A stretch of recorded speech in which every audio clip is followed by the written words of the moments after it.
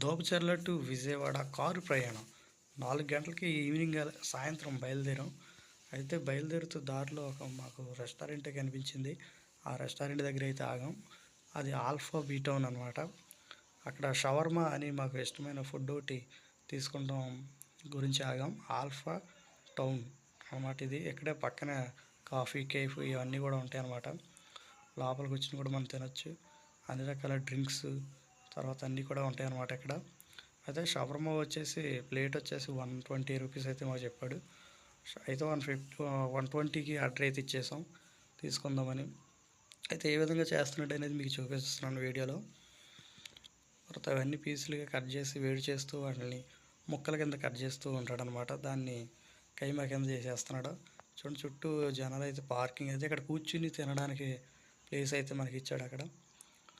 Next buffet system కూడా తినొచ్చు, అది మన ఇష్టం. ఇక్కడ అన్ని రకమైన స్వీట్స్ అన్నీ కూడా వాళ్ళు ఓన్గా తయారు చేస్తున్నారు అనమాట. పక్కన కేఫ్ కూడా ఉంది, ఏఎఫ్సి అని.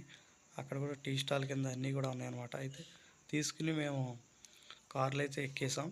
ఇది మనం చూపించడానికి ఎలా ఉంది చూడండి. చికెన్ ముక్కలన్నీ రోల్ చుట్టేసినట్టుగా ఉందన్నమాట. దీన్ని షవర్మా అంటారు. దీనిపైన సాస్ వేసుకుని తింటే అద్భుతంగా కూడా ఉంది. ఇక మన ప్రయాణం అనేది కొనసాగిద్దాం.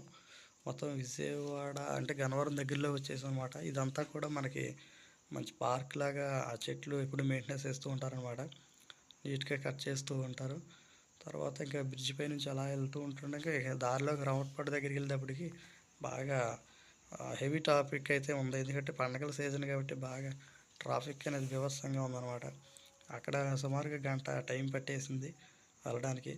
అయితే ఇక్కడ పక్కనే స్మార్ట్ బజార్. ఇక్కడ ఎందుకు ఆగామంటే మాకు ఒక చిన్న వాల్ క్లాక్ అంటే అలారం గడియారం ఒకటి తీసుకుందామని అయితే ఆగాం. పక్కనే పారీపుని బండి ఉంది.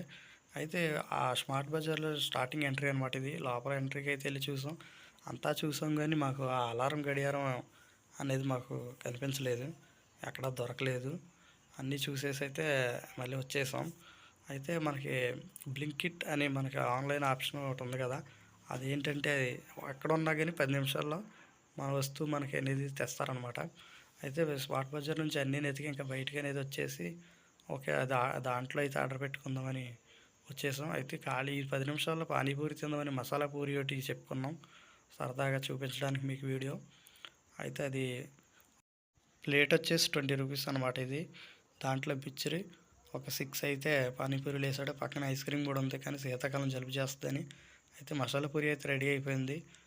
నోట్లో వేసుకొని ఏమో టేస్ట్గా ఉందన్నమాట. అయితే బ్లింకిట్ వచ్చేసాడు. ఈ లోపల బ్లింకిట్ నుంచి ఆర్డర్ వచ్చేసింది. మేము కావాల్సిన అలారం గడియారం కూడా తెచ్చి ఇచ్చేసాడు మా చేతికి.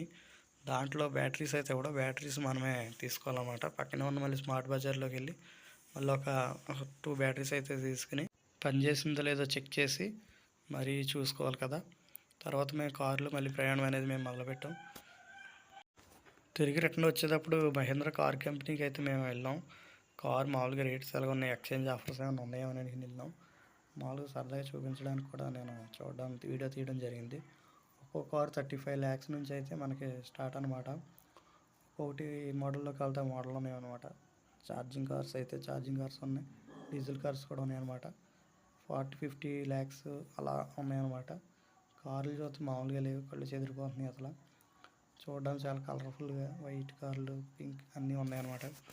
అయితే మేము మళ్ళీ తిరిగి ప్రయాణం అనేది సాగించేసాం. అయితే దోపచర్ల చేరుకునేటప్పటికి మాకు కరెక్ట్గా 7:20 అయింది. ఈ వీడియో కనుక మీకు నచ్చినట్లయితే లైక్ చేయండి.